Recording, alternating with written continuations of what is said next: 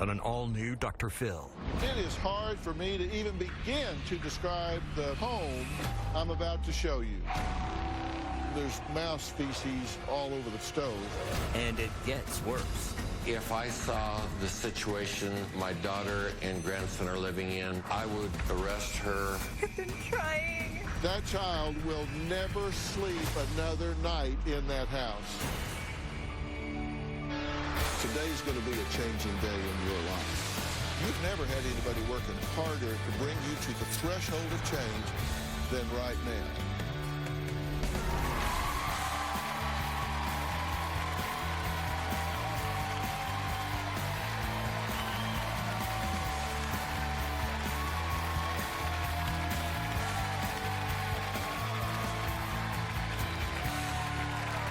I'm not typically at a loss for words, but it is hard for me to even begin to describe the home I'm about to show you. Words like unsanitary, death trap, fire hazard, well, they come to mind, but they do fall short. Take a look. Still pretty cluttered. We were told that this house was deemed a fire hazard and not livable. That's pretty accurate with all of the mold and lack of electricity and no plumbing. Well, what you just saw is the tip of the iceberg. Crystal admits she hasn't cleaned up in 2 years. Her stove doesn't work. She has no running water. The ceiling leaks. There are exposed wires, smoking electrical sockets, mice, and mold. Oh, but it gets worse. Crystal isn't the only one residing there. Her 12-year-old son, 2 dogs and 7 cats live there as well. Now, Crystal's parents, Fred and Cynthia, say the home needs to be burned to the ground. And as 2 former law enforcement officers, I cannot for the life of me understand why they have never called Child Protective Services. They claim if things don't change today, why today? But if things don't change today, they say that's exactly what they're finally prepared to do. Finally. But based on their past history, I'm not sure I can take them at their word.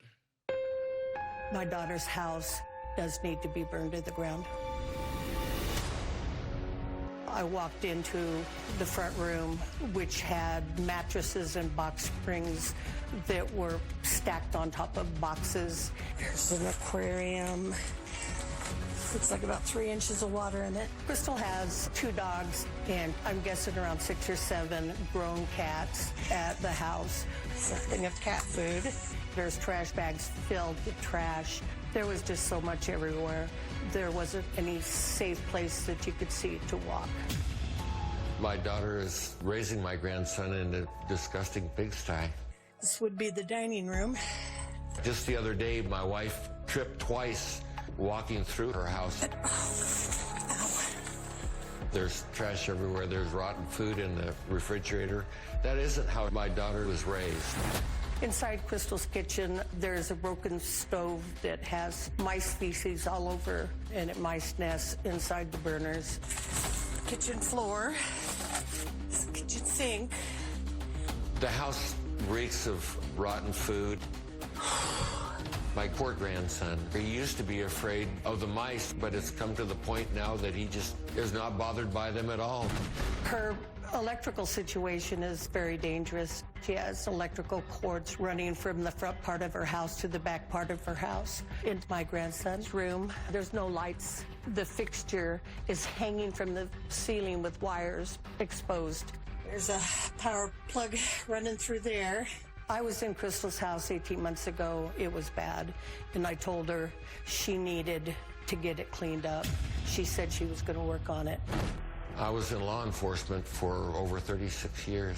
This is probably the worst living situation that I have seen.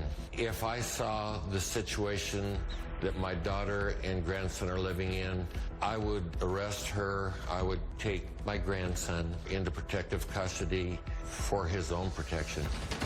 My wife and I have been reluctant to call CPS. We've been trying to handle things. I'm done after seeing what was inside Crystal's house. It is a total nightmare. my grandson will never sleep in that house again. Okay, Fred, Cynthia, well, first, before we start, both of you have spent your careers in law enforcement. That's correct. Yes. Okay, well, let me just say to both of you, thank you very much for your service. Thank you. In law enforcement. I really have nothing but the highest respect for those that put on that uniform and stand in the gap to keep the rest of us safe. Thank you. Now to your personal life. How long have you known this was the circumstance in which your daughter and grandchild were living? I As knew. you said, after seeing it, I can't tolerate this. Is this a revelation? Did you just learn this? As far as the situation as it is right now, yeah. I mean, it was cluttered when we were last in there, but it was nothing like this at all. When were you last in there, before now? About 18 months ago. So she spiraled this much in 18 months. She did. Yes. And you hadn't been in that house in a year and a half. No. But this is absolute filth. Now, I mean, this Absolutely. isn't just clutter. This is filth. How many mice or rats are in this house? I wouldn't even venture a guess. You said there's a broken stove and there's mouse feces, rat feces, whatever, all over the top of the stove. And So mouse nests. And nests where they're breeding and having more mice, and so they've just taken over. This is where this child is living. Correct. Was living. He won't go He back won't there. go back. Yeah, and at first he was scared of the mice, and now he's not even afraid of them, right? No, He's it's a joke. They'll come up and cuddle under the sheets with them. The mice get in bed with him to stay warm, I Yeah. don't know why the mice go in there, but they do. but they do. You say sometimes that he would bathe in the river. Right. We've been kind of cutting back on the amount of time that they were spending at our house. And my daughter started taking him to the river, which is close by to where she lives. And he would rinse off there In the river. in the river. It's gotten to the point now where if this doesn't get resolved today, I'm calling CPS and the police. Oh, you won't have to. Okay. All right. You understand, I'm a mandated reporter, Absolutely. right? Absolutely. Just as you guys were when you were in uniform. I'm a mandated reporter. Right. I can't see this No. and not report it. This stops today, one way or the other. Yeah. That child will never sleep another night in that house. That's true. If it's up to me. Yeah. Because I will report this. He will be taken out of that house. And you know, the foster system is broken. I assume you would take the child Absolutely, in a heartbeat. in. And I don't know. I assume that they would consider that. But given your knowledge of the situation and failure to intervene, which is negligence on its face, I think there will be hard questions to answer there as well. Sure. And both of you say, really, if you had made a wellness check or you got called there on a domestic violence call or disturbing anything, and you walked into there, you would have arrested her for child abuse. Absolutely. And taken the child into the system, called a social worker, and had the child removed from the home instantly, right? Absolutely. Absolutely. Immediately. But yet you've let days turn into weeks, weeks turn into months, and that child has lived in that filth all of that time. In retrospect, yeah. So who's this mother? I mean, who is this mother? I mean, is this mother completely lost? Is she not present? Is she mentally ill? Who would do this? Who would do this with a child? Well, that's the questions I get asked. And she's here. The mother is here. Crystal says her house is so dangerous, it's ready to spontaneously combust. She says she's terrified to leave the home because it's just a matter of time before it does burn to the ground while she's out. We're going to meet her after the break and find out how she explains raising a child in this environment.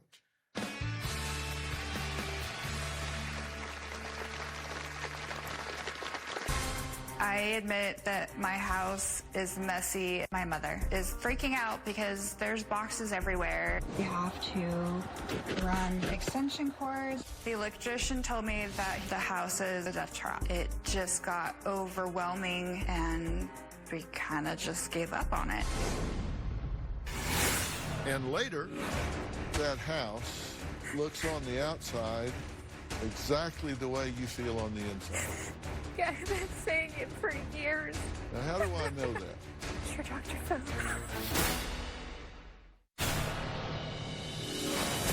Crystal's house is beyond dirty and smells. I just sit down.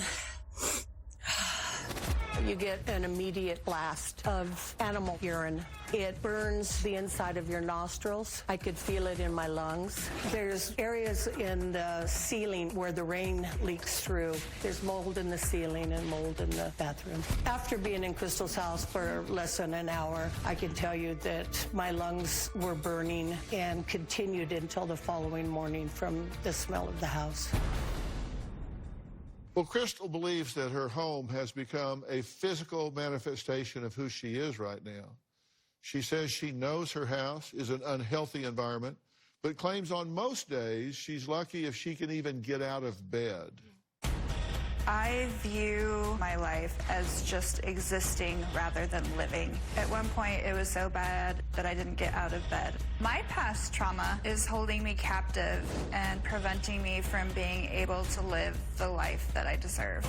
As you can see, it's pretty cluttered. I admit that my house is messy and overrun with clutter. I tried to get it fixed. When I moved in 3 years ago, the house was disgusting. I was completely caught off guard because we didn't have anywhere else to go. It just got overwhelming and we kind of just gave up on it. Because there's boxes of stuff everywhere. I order online. If I can order it online, I'm going to order it online. And I was so convinced I was going to be moving out of my house, I kept the boxes. So my living room and where you're supposed to have a dining room. My mother is freaking out because there's boxes everywhere. My house does not have electricity. There's no electrical to it, so we have to run extension cords and power strip. And the ceiling doesn't work. The electrician told me that the house is a death trap.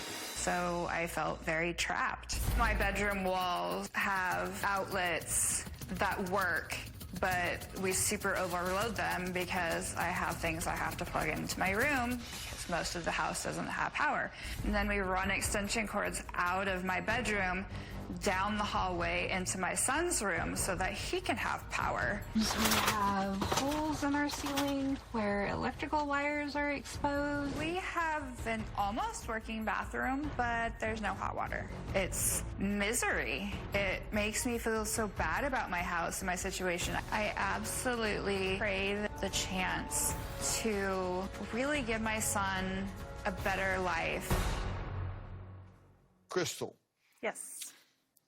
You've watched Dr. Phil before, right? Yes. And there's a line in the open that plays every day that says, today's going to be a changing day in your life. Yes. Have you caught that? Comes in there. Today's going to be a changing day in your life. Okay. It's going to be a changing day in your son's life. Okay? Now, you're probably expecting that with looking at this house and everything that's been shown, that this is going to go pretty bad for you.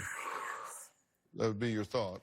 I mean, anybody would think that anybody would look at a mother going in this kind of a situation and think you're going to get pretty bad marks as a mother, right? Yes, sir. I'm kind of the opinion that that house looks on the outside exactly the way you feel on the inside. I think if we could unscrew the top of your head and look down inside, that it looks exactly like that. Yeah, I've been saying it for years, decades. And I've been trying. Now, how do I know that? for Dr. Phil. Well, there is that. But, you know, nobody would consciously choose this. Nobody would consciously choose to live that way. Nobody would say, this is how I want to live. This is how I want my child to live. I mean, nobody would do that on purpose, right? So that means something is going on. There's some intervening variable that's going on here. And by the way, I don't think it's isolated. I think I know what's going on, and I think it's you, and I think it's you, and I think it's you. And I think people live something long enough that it becomes kind of their new normal. You've been this disheveled for a long time. When did it start?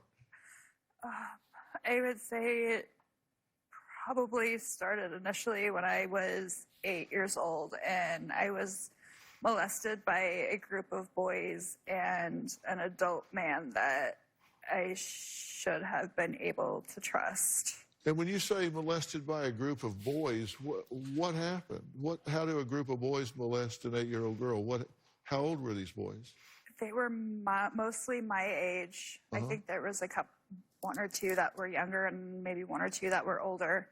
It was almost like a gang mentality. They were like a wolf pack where they'd single me out and bring me down and then do what they wanted, molest. I'm sure you don't want to go into too much details because it's a family show, but horrible things on a repeated basis. Your best friend disappears. She was taken. Oh, she was kidnapped. Yeah, absolutely. And you were supposed to be there. I was the target, and she paid the price for it.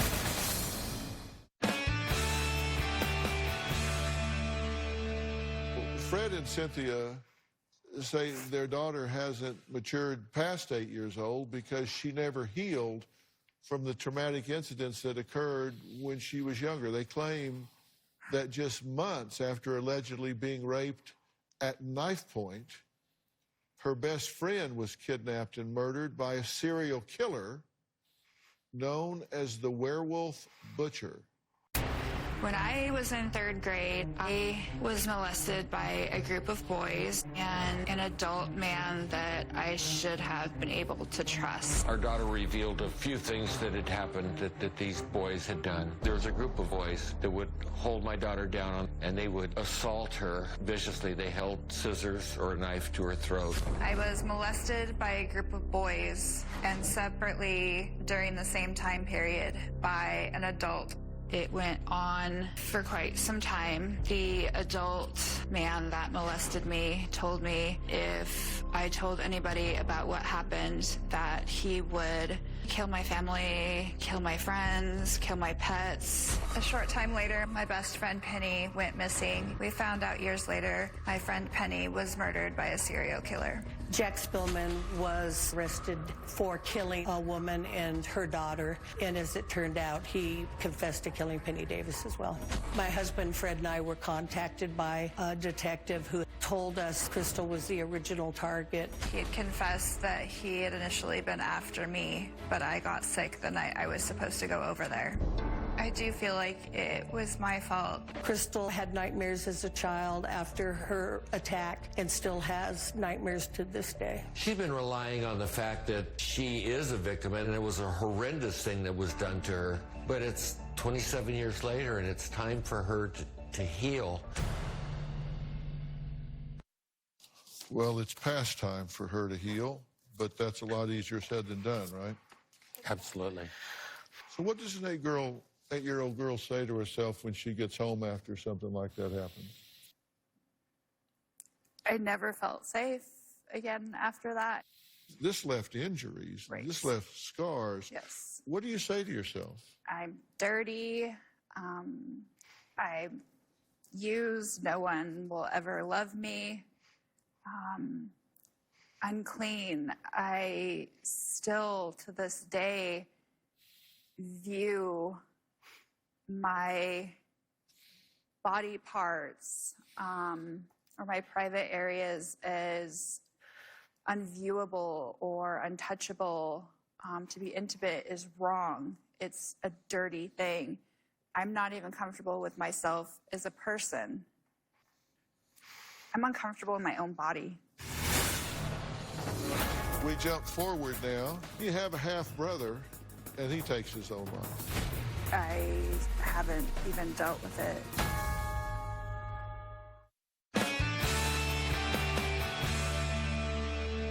See, I believe we create the results in our life that we believe we deserve.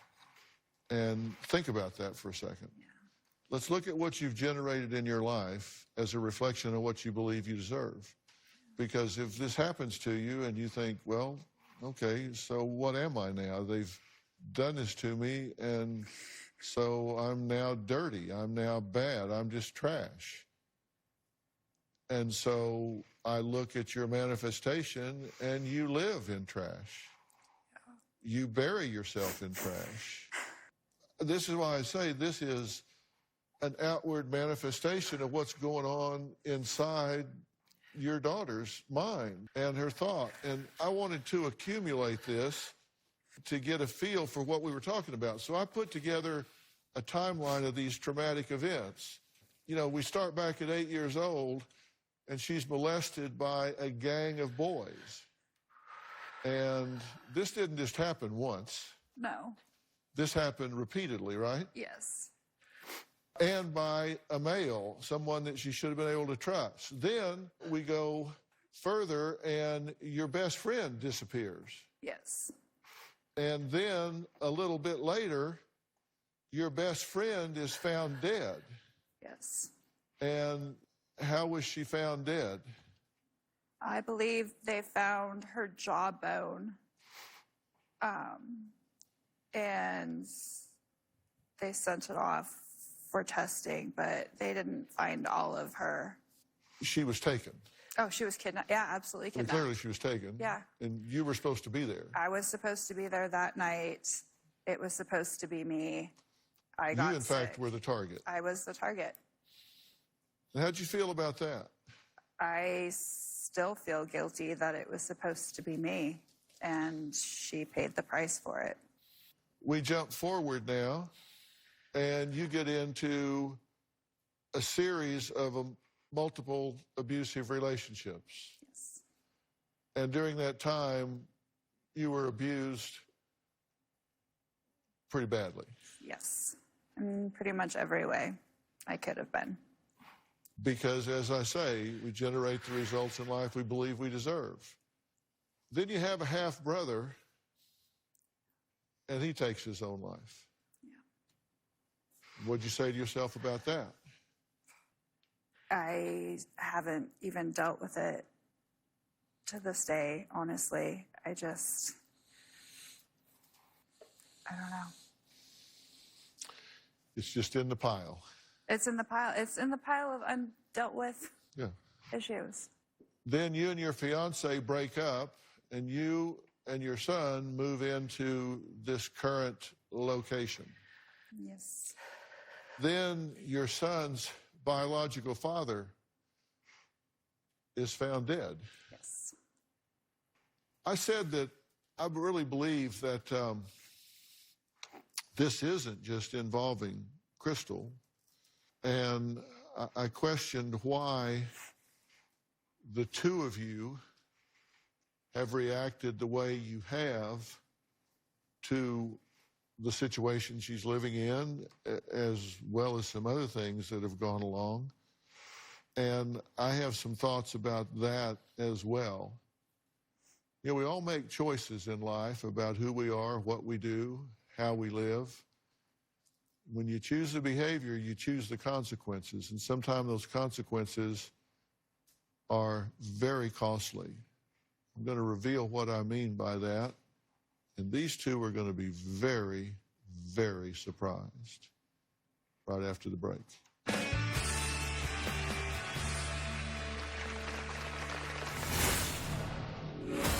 You are right on, Dr. Phil. Everywhere we turned, she was let down. Isn't it time for somebody to stop judging you and start helping you? I have not been worried about my mom taking my son away from me because I've been an extraordinary mother to him. I think my daughter Crystal is capable of being a good parent to my grandson. However, right now, she's not at that place. My grandson was kind of raising himself.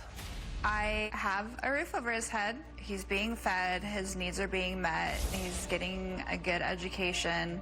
I do sometimes feel I'm spending too much time with my son. Sometimes it's hard to breathe or get a break because he's right there. Guys, we need to recognize something that's going on here, okay? And I need to be honest in saying that I can't diagnose anyone here. The diagnostic process is a complex process. I was in practice for years, and you go through a very involved process, but I can tell you what would be on my short list of considerations if I was doing so. And it involves one common thing among all three of you that I would very much consider, and that is I would bet all I can gather that you are suffering from a very severe case of post-traumatic stress disorder. I think it's comorbid with depression and certainly anxiety and a variety of other things, but certainly PTSD.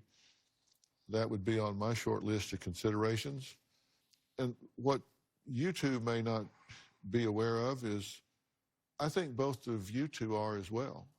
I think both of you are very likely suffering from a degree of PTSD as well.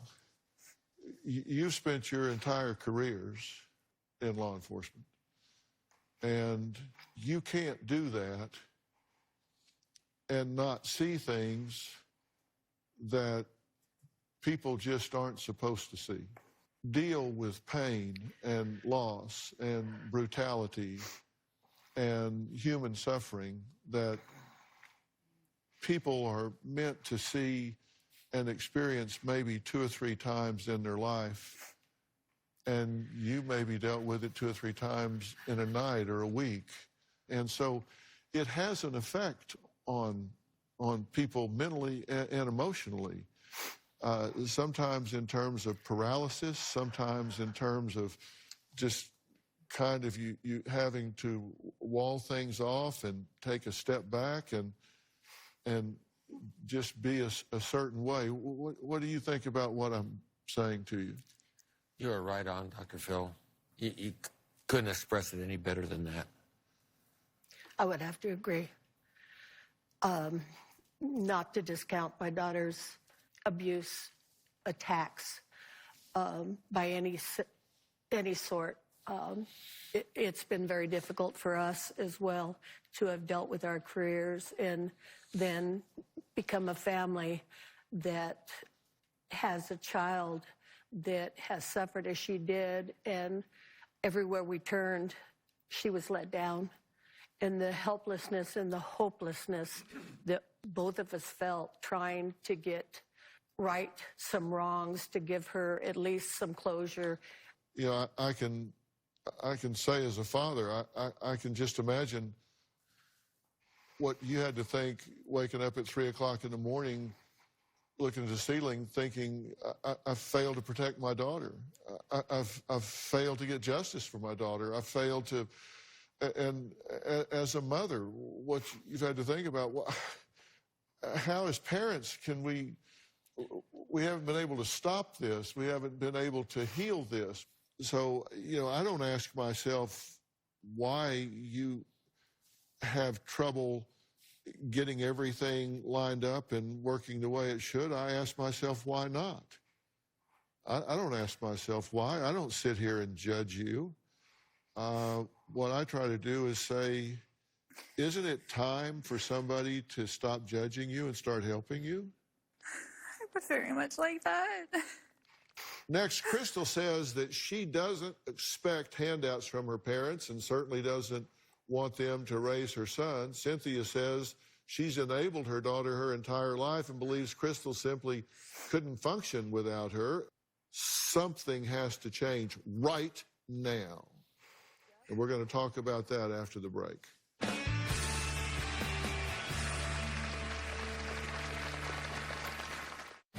Hey everyone, season 19 is underway. If you never made it to Hollywood to be a part of the studio audience, well, now it doesn't matter. If you're in Oklahoma, Georgia, Texas, New Jersey, or anywhere else in the world, now you can be a part of our virtual audience. All you need is a computer and an internet connection. Go to drphil.com and click on Be Part of the Audience for more information. That's right. Hope to see you soon. As a result of Crystal's childhood molestation, I'm realizing that I enabled my daughter. I catered to whatever she wanted, so she had that immediate fix of happiness. I'm afraid that in our trying to help Crystal to deal with life, that we've enabled her. We've provided her with a car and any number of things to try to help her out. Up until recently, I gave her money every month. I would pay for her hair or her nails. When we started working as EMTs, there was times that Crystal was not able to take the call, so I would take the call for her. I did not hold Crystal accountable. I'm adding somebody to the mix right now, Dr. Charles Sophie. He is a psychiatrist. He is the retired medical director for the County of Los Angeles for the Department of Child and Family Services, where he was a medical director for 22 years. He's a member of the Dr. Phil Advisory Board here, a very distinguished member, I might add, and a very good personal friend of mine, and I've asked him to be here. Dr. Sophie, thank you for joining us. Thank you.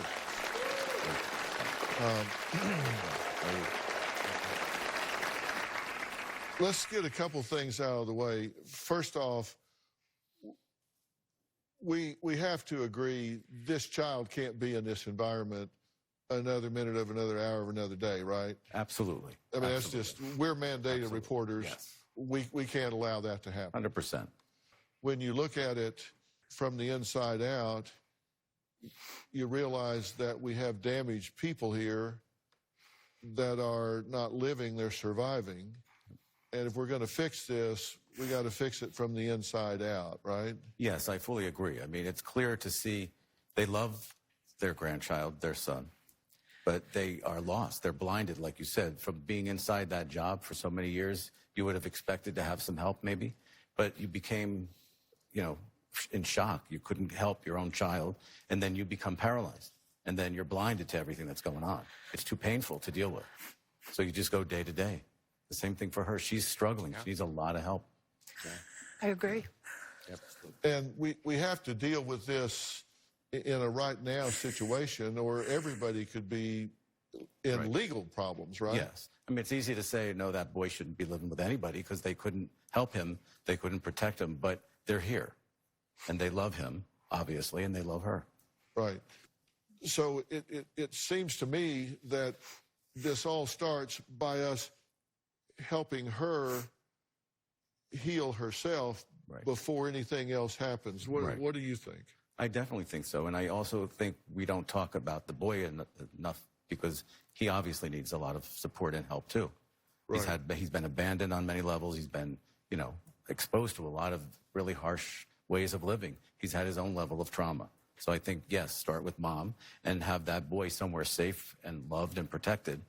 And I would say that you could probably do it, but I'm not sure that you're not traumatized too much yourself. I don't know. I mean, how do you feel about it? I believe our grandson should be with us. I recognize our failure for our daughter. And it came to a point where it needs to be taken care of, and our grandson would be safe with us, and he would get the needs, whatever needs he had met. But what about getting help for you? Are you open to that? Absolutely. We just want this family to heal. Yep. And her son belongs with her, not right now. Right. But her son belongs with her. Absolutely. Yeah. She loves her son. Yeah. She would die for her son. Yeah. She's done the best you can do up to this point. Oh, he loves her so much. she would die for her son, but will she live for herself? Exactly. Because you can't give away what you don't have. And that's what we have to get to. And I have some very specific ideas about how that needs to happen. So what's to be done here? I'm going to give you my thoughts, and they're very, very action-oriented after the break.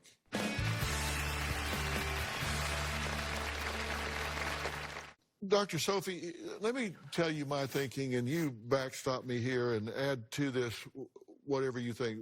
We've agreed this child has to be protected. There's no wiggle room. There's no choice in that matter. Agreed? Correct. On every level, emotional, physical, intellectually, every way. And the young man needs help. Yes. Professional help. Yes. Everybody involved here needs professional Yes. help. But the linchpin in this is Crystal. Correct. And there are people in the helping professions that are specifically trained and specialize in dealing with people that have been subjected to trauma. And I want you to have that kind of help in a very concentrated way. And there's a place, and I don't know if you've ever heard me talk about it or not, called On-Site. It's in Nashville, Tennessee, or just outside of Nashville, Tennessee. And this is not a mental health facility. This is not a psychiatric facility. This is a place that works with people that have been through trauma. And they do it in the form of intensive workshops, and you live on this, you stay on this beautiful 100 acres of rolling hills, and there are horses there and all sorts of things. And they work with you specifically to unpack these things that you've had stuffed down. And there are people there that deal with folks that have been through the specific things that you've dealt with, and you deserve that help. You deserve that help. I don't want you to ever return to the house that you came from. Your parents here have agreed to look after your son, and we're going to get him some professional help just on his own, along with them, so he can be working on himself. I want to keep the government out of this, and if I know that he can be with you and y'all can do this together and willingly, then that fills the square for me. Does it for you? 100% yes. Okay, and knowing that we're going to get him, and we're in a pandemic right now, we will use the company that my son founded called Doctor on Demand, where we can do this in a teletherapy sort of way, which is a wonderful way to do this for you guys and for him. And I guarantee you, in a matter of weeks, this whole situation is going to look a whole hell of a lot better. Thank you so much. Thank you so much. So excited. Fair enough? Okay, does that make sense to you, Yes, Doctor? it does. We can't do any more than that. Okay, You just fair have to enough. accept it. Absolutely, I will. Okay. Okay. Yeah. All right, that's the plan then. Look, I want to thank all of my guests today. A special thanks to Dr. Charles Sophie, and a special thanks to Miles Adcox and On-Site for offering to help Crystal. For more information about today's show, you can log on to drphil.com. And if you want to avail yourselves of Doctor on Demand during this pandemic, you do so. All you have to do is download the app, and you can be in front of a board-certified and licensed physician in a matter of minutes. You can set appointments to be with doctoral-level therapist and do it from your own home, where you don't have to get dressed and go somewhere or go sit in a waiting room with a bunch of sick people. You can do it from home. They can prescribe medication. They can refer you to specialists. And by the way, if you are on Medicare B, they are covering all copays, so it is free to you. So during this pandemic, it's all free to you if you are on Medicare Part B. You can follow me on Facebook, Twitter, Instagram, TikTok, and don't forget to subscribe to Robin's podcast, I've Got a Secret. She doesn't keep any secrets. Everybody she talks to, she finds out their secrets to success, men and women alike. And there are really some intriguing conversations on there. So that's I've Got a Secret. You can find that everywhere podcasts are found. Thank you for being here. Stay safe. We'll see you next time.